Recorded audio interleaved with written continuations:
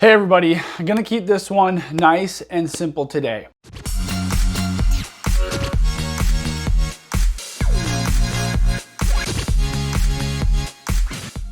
If you are in chronic pain and you have been working with providers on addressing that chronic pain, whether that is a naturopath, an MD, a surgeon, a physical therapist, a chiro, a massage, an osteopath, whatever it is, if you have been working with them and their treatments have just been focused on that particular area, so for example, you have hip pain and the only thing that's been really worked on is your hip. If that's the case and you are not seeing improvements, you have to start looking elsewhere, okay? Whether that's you have to look elsewhere for another provider who can either offer a different therapy for that region or a different provider who can kind of step back and reevaluate what's going on. Or you need to look elsewhere, meaning like you need to look at other areas in the body that could be referring pain to those areas.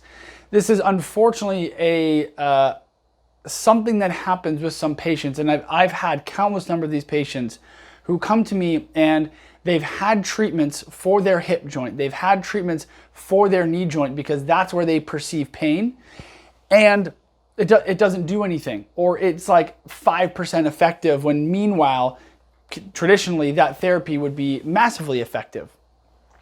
And so there are different ways that our brain can perceive pain, and based on that, we could have pain in one area. So for example, our sacroiliac joint, that our brain actually perceives that pain being in the knee or that pain being in the hip region. And so patients go around saying, oh, I have knee pain, which is fine. They won't understand right off the bat that this could be a referral pattern.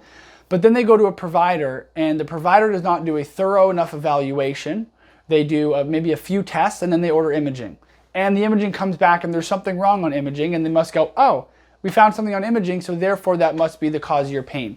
When in reality, the two could be, and more common than not, they are related, but in these patients who are in chronic pain and therapies are not working for that, there's something else going on that needs to be evaluated. And so it's this idea that if you have pain in a joint and we take an image of that joint, just because we find something here does not mean that it is causing the pain. And so that can send patients and physicians down these spirals into treating what is found on imaging as opposed to stepping back, looking at the big picture, repeating physical exam or doing a thorough physical exam in order to truly identify where the pain generator is coming from. I recently had a patient who had been working on his knee pain, and after we started doing some work on his knee, which he saw some mild improvements in, it started to really become clear that his pain was actually coming from his sacroiliac joint. And so we're going to start working on the sacroiliac joint and trying to get the joint more stable, the joint less inflamed, because currently that pain is radiating down to his knee. And so he has knee pain, he has mild osteoarthritis in the knee, but that doesn't mean that the arthritis is causing the knee pain. And if we hadn't have done a full thorough evaluation, we would have missed it.